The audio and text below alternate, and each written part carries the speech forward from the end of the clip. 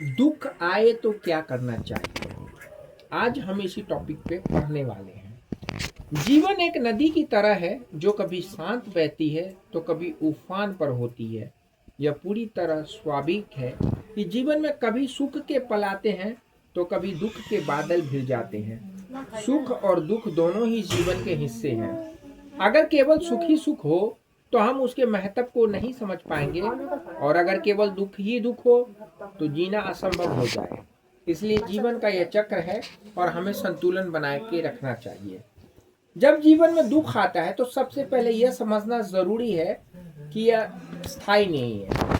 बहुत किताबों में लिखा है यह भी समय बीत जाएगा। दुख हमारे जीवन का एक ऐसा पहलू है जो हमें सोचने, रुकने और खुद को बेहतर बनाने का मौका देता है। दुख को नकारने या उससे भागने की कोशिश करने के बजाय उसे स्वीकार करना चाहिए।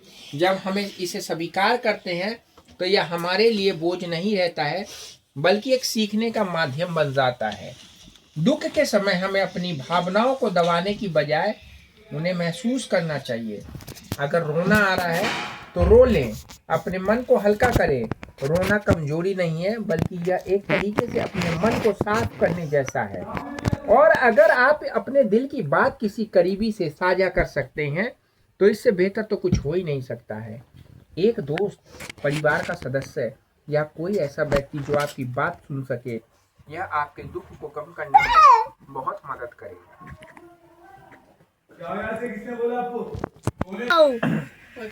कोई किताब पढ़ें, संगीत सुने, प्राकृतिक के करीब जाएं या कोई नई चीज सीखने की कोशिश करें। ये सब आपके मन को पॉजिटिव वे में ले जाने की कोशिश करेगा। खास तौर पर प्राकृतिक से जुड़ने पर एक अनोखी ऊर्जा महसूस होती है। मानो यह हमें सिखा रही हो कि हर पतझड़ के बाद बसंत आता है। दुख के समय हमें खुद को याद दिलाना चाहिए कि हर चुनौती हमें मजबूर बनाती है। दुख के समय याद करना चाहिए कि हर चुनौती हमें मजबूत बनाती है।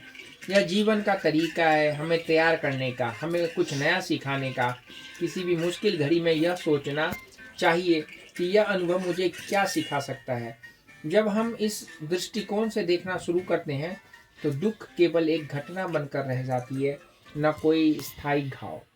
सबसे महत्वपूर्ण बात, आभार प्रकट करें, ऊपर वाले को याद करें। जब भी दुख का समय आए अपने जीवन के उन पहलुओं के बारे में सोचें जिनके लिए आप आभारी हो सकते हैं।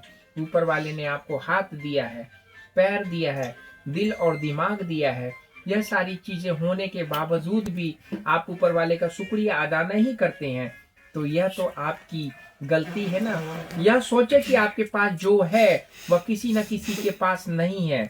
कोई अंधा व्यक्ति अगर है तो उसके पास आंख नहीं है, वो आपके पास तो है ना। यह दृष्टिकोण आपके मन में सकारात्मक बात वाइब्स बना के रखेगा। अंत में यह समझना जरूरी है कि दुख और सुख दोनों ही हमारे साथी हैं। जीवन का हर पल, चाहे वह सुख का हो या दुख का हो, हमें कुछ सिखाने के लिए आता है। इसे पूरी स्वाभाविकता के साथ अपनाएं, भरोसे के साथ रहें।